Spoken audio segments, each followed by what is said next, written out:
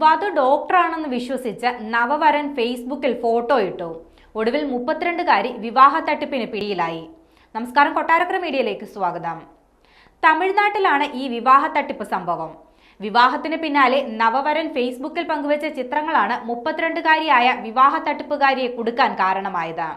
4ാം വിവാഹം കഴിഞ്ഞതോടെയാണ് 32കാരിയായ ലക്ഷ്മിക്ക് കുരുക്ക് വീണത്. അടുത്തിടെയാണ് മയിലാടുതുറ സിർക്കഴിയിൽ ഡോക്ടർ നിശാന്തിക്ക് സ്വകാര്യ ബാങ്ക് ജീവനക്കാരനായ ശിവചന്ദ്രൻ താലി കെട്ടിയത്. ആർഭാടമായാണ് വിവാഹം നടത്തിയത്.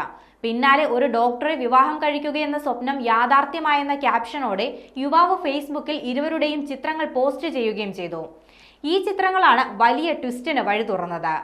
ചിത്രത്തിൽ കാണുന്നത് നിശാന്തിയല്ലെന്നും തന്റെ ഭാര്യയായ മീരയാണെന്നും പറഞ്ഞ് മറ്റൊരു യുവാവ് പോസ്റ്റിൽ കമന്റുമായി എത്തി. ഇതോടെയാണ് കഥയാകെ മാറിയത്. പുത്തൂർ സ്വദേശി ടി നെപ്പോളിയനാണ് തന്റെ ഭാര്യ മീരയാണ് ഫോട്ടോയിലുള്ളതെന്ന് പറഞ്ഞ് രംഗത്ത് വന്നത്. 2017 തങ്ങളുടെ വിവാഹം നടന്നെന്നും 1 വർഷത്തിനു ശേഷം വീട്ടിലെ വിലപിടിപ്പുള്ള വസ്തുക്കളുമായി എടുത്ത് മീര നാട് വിട്ടതാണെന്നും യുവാവ് പറഞ്ഞു.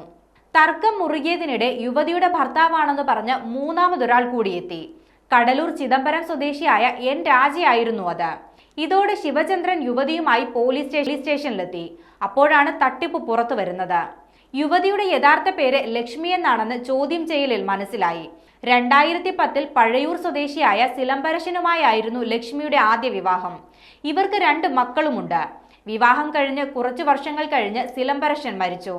ഇതോടെ മക്കളെ വീട്ടിലേൽപ്പിച്ച് ലക്ഷ്മി നാടുവിടുകയായിരുന്നു. പിന്നാലെ ഈറോഡിലെത്തി മറ്റൊരു പേരിൽ 2ാം വിവാഹം നടത്തി. കുറച്ചു മാസങ്ങൾ കഴിഞ്ഞ് ഭർത്താവിന്റെ പണവും സ്വർണവും കവർന്ന് ഈറോഡിൽ നിന്നും ലക്ഷ്മി മുങ്ങി. പിന്നീട് പൊങ്ങിയത് കടലൂരിലാണ്. അതിനുശേഷം 3ാമത്തെ വിവാഹം കഴിഞ്ഞപ്പോഴാണ് ഫേസ്ബുക്ക് പണി തന്നത്. ഭർത്താക്കന്മാരുടെ പരാതിയിൽ അറസ്റ്റ് ചെയ്ത ലക്ഷ്മിയെ മയിലാടുതുറൈ കോടതിയിൽ റിമാൻഡ് ചെയ്തിരിക്കുകയാണ്.